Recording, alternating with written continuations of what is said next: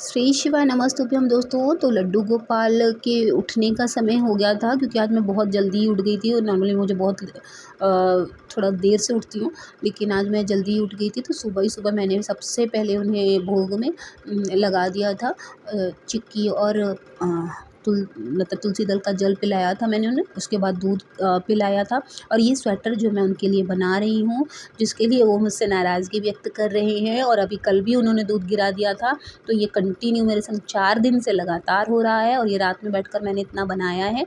उसके बाद अब मैंने यहाँ पर सूर्य को अर्घ दे दिया है, तुलसी जी को दिया दिखा दिया है। तुलसी जी को हमेशा 7 बार उनकी जब भी आरती करें तो 7 बार उन्हें आरती ज़रूर दिखाएँ, और उनकी मंगल आरती कम से कम 1 बार हफ्ते में ज़रूर उनकी आरती गाएँ ही गाएँ। जैसे आपके पास पर्याप्त समय नहीं है, समय की कमी है, तो आपको जो है हाँ, आरती ज़रूर गाएँ तुलसी जी की। इससे वो जो है मुरझाती भी नहीं, सूखती भी नहीं, और अगर आपके ऊपर घर पे अगर कोई आपदा आती है तो वो कहा जाता है कि अपने ऊपर ले लेती हैं। इसके बाद जो है यहाँ पर मैंने लड्डू गोपाल को स्नान कराने के लिए ताज़ा पानी लिया है। ये श्रीहरि का स्वरूप है, साथ ही शालिग्राम, मतलब श्रीहरि के जितने भी स्वरूप हैं उनको मैं एक साथ स्नान करा लेती हूँ। जो है इस समय पानी का आप ध्यान रखें, क्योंकि मौसम थोड़ा-सा ठंडा है, तो पानी हल्का गर्म हो तो बहुत अच्छा है। उसके बाद मैंने यहाँ पर भगवान को स्नान करा दिया, और आप चाहें तो प्रतिदिन उन्हें गाय के कच्चे दूध से भी स्नान करा सकती हैं। इसके बाद यहाँ पर मैंने थोड़े से फूल के साथ भी उन्हें स्नान करा दिया है, और अब उन्हें अच्छे से मैं पोंछ लूँगी।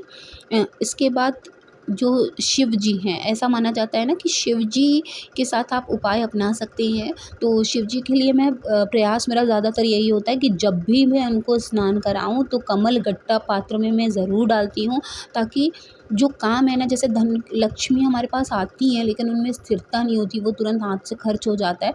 तो वो जो स्थिरता है ना, जो स्टेबिलिटी है लक्ष्मी जी में, वो ज़रूर बनी रहे। तो इसके लिए क्या करना होता है, एक कमल गट्टा आप प्रतिदिन पात्र में डाल लें। उसके बाद आप नमः शिवाय का जाप करते हुए उनको स्नान कराएँ। साथ ही नंदी महाराज अगर आपके यहाँ हैं तो उन्हें भी उसी तरह से स्नान कराएँ। जब स्नान करा लें तो उसके बाद आप जो है 5 स्थान पर जल ज़रूर छोड़ें। तो इस तरह से मैंने यहाँ पर शिव जी को स्नान करा दिया है, पोंछ लूँगी अच्छे से, और अब हम उनका श्रृंगार करेंगे। तो ये है शालिग्राम भगवान, और शालिग्राम भगवान के संग देखिए इसमें भी काफ़ी सारी मान्यताएँ हैं। और ये शालिग्राम मेरे यहाँ जैसे पहले शालिग्राम नहीं थे, तो जो मेरी माता जी हैं उन्हें किसी ने दे दिया था। तो मेरे यहाँ ऐसी मान्यता नहीं है कि आप इन्हें सुबह शाम भोजन लगाइए, क्योंकि हमारे यहाँ लहसुन प्याज का इस्तेमाल होता है घर में, और हम अगर मैं खुद को रोक लूँ तो और लोग नहीं रुकेंगे, हस्बैंड रुक जाएंगे, मान लीजिए बच्चे भी नहीं खाएंगे, लेकिन घर में क्योंकि जॉइंट फैमिली है तो वो लोग नहीं मानेंगे, इन सब चीज़ों को थोड़ा कम मानते हैं वो, तो वो नहीं मानेंगे। तो इस वजह से मैंने कभी प्रयास नहीं किया। तो जो मैं भोग लगाती हूँ सुबह शाम वही भोग लगाती हूँ। तो मैंने कभी ये नहीं, क्योंकि ऐसा माना जाता है कि अगर ठाकुर महाराज हैं आपके यहाँ तो आपको दोनों टाइम भोजन लगाना बहुत ज़रूरी होता है। लेकिन क्योंकि शुरू से ये ट्रेडिशनल नहीं था हमारे यहाँ, तो मैंने भी इस पर मतलब ज़िम्मेदारी अगर आप लें तो पक्की लें, नहीं तो फिर झूठी नहीं लेनी चाहिए।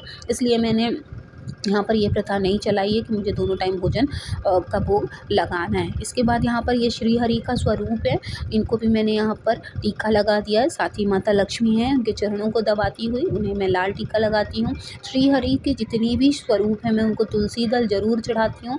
साथ ही तुलसी दल मैं रोज़ नहीं तोड़ती, जब तक ये फ्रेश होती हैं तब तक मैं इन्हें धुलकर वापस से भगवान को ज़रूर चढ़ा देती हूँ, क्योंकि माना जाता है कि बेलपत्र और तुलसी दल जो है वो बासी नहीं माने जाते, आप उन्हें वापस से चढ़ा सकते हैं। और ये हमारे नटखट लड्डू गोपाल हैं जो आजकल नाराज़ हैं मुझसे, तो इनका भी टीका उका करके मैंने इनको भी अच्छे से कर दिया है। और आज प्रयास यही है कि इनका स्वेटर भी बन जाए, और इनके जो श्रृंगार के थोड़े सामान हैं जो इन्हें पसंद हैं वो इनके लिए आज मैं लेकर आऊँगी। तो बहुत जल्दी इसका भी वीडियो मैं आपके साथ शूट करूँगी जब ये रेडी हो जाएंगे तो क्योंकि आजकल ये बहुत कल भी रात में इन्होंने दूध भोग लगने से पहले ही गिरा दिया था, तो नाराज़गी इनकी अभी भी बनी ही है। और ये सिर्फ व्यू पाने के लिए नहीं है, ये सच्ची बात बोल रही हूँ, भगवान से रिलेटेड कोई झूठी बात नहीं होगी।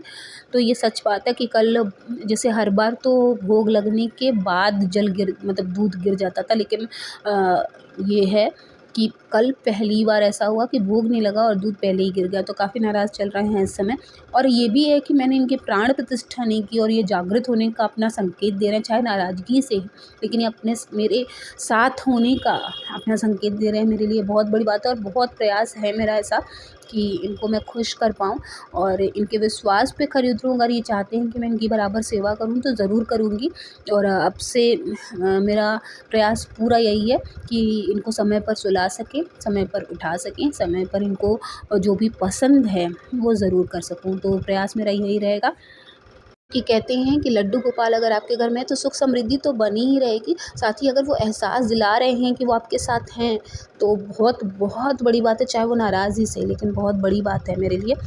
तो इस तरह से मैंने अभी उनका श्रृंगार किया है और आज उनके लिए बाँसुरी और जो सामान मुझे मिल पाएगा वो मैं ज़रूर लेकर आऊँगी, क्योंकि मेरा निकलना नहीं हो पाता है, क्योंकि मेरी मदर इन लॉ की तबीयत बहुत ख़राब है।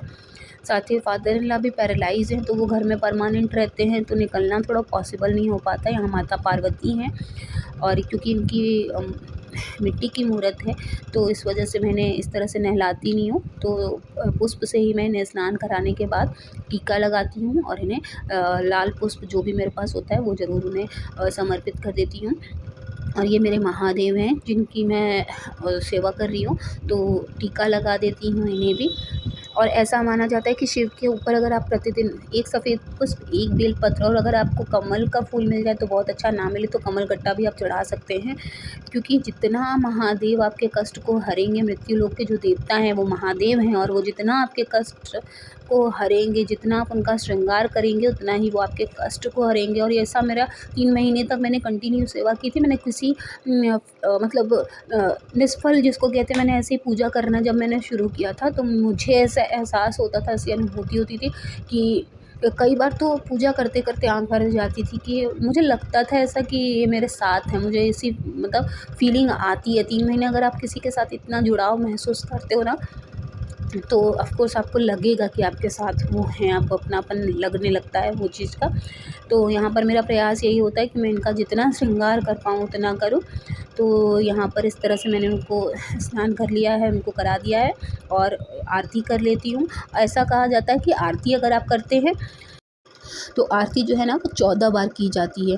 एक बार जो है 4 बार पैरों पर, 2 बार नाभि पर, 1 बार सिर पर, उसके बाद जो है 7 बार पूरा आपको चरण से मतलब सिर से लेकर पैर तक इस तरह से 14 बार भगवान की आरती की जाती है। जभी भी आप आरती करें तो इस बात का ध्यान रखें कि 14 बार आरती करने पर ही, और आरती करते समय आपके सर पे हमेशा पल्ला होना चाहिए, मतलब सर आपका ढका होना चाहिए। चाहे आप दुपट्टा रखें, चाहे आप साड़ी पहनें और चाहे तो आप सर पे एक रुमाल ही क्यों ना बांधें, लेकिन सर आपका ढका हुआ होना चाहिए।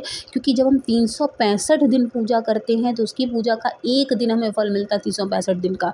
और अगर आप ऐसे ही खुले सिर का पूजा करते हैं तो वो सारा आकाश में चला जाता है, आकाश लोक में, उसका हमें कोई भी पुण्य नहीं मिलता है। तो इसीलिए कहा जाता है कि जब भी आप पूजा करें तो हमेशा सर जो है वो, चाहे वो पुरुष हो चाहे वो महिला हो, पुरुष भी इसको रुमाल बांध कर, आप देखते होंगे कि गुरुद्वारे में कोई भी ऐसे नहीं जाता, हमेशा बांध कर जाते हैं। क्यों? क्योंकि हमको भी अपने पूजा की विधि के बारे में हर समय जानने का प्रयास करना चाहिए कि जो कर रहे हैं वो सही है कि नहीं, कैसे करना चाहिए, किस दिशा में होना चाहिए। कुछ चीज़ें जो है ना जब एकदम परफेक्ट होती हैं तो वो ज़रूर अच्छा रिज़ल्ट देती हैं।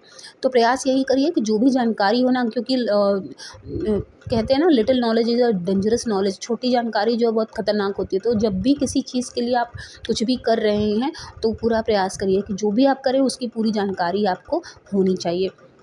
तो आई होप आपको वीडियो अच्छी लगी होगी। वीडियो अच्छी लगे तो प्लीज़ चैनल को सब्सक्राइब करिएगा, साथ ही वीडियो को लाइक और शेयर करना ना भूलें।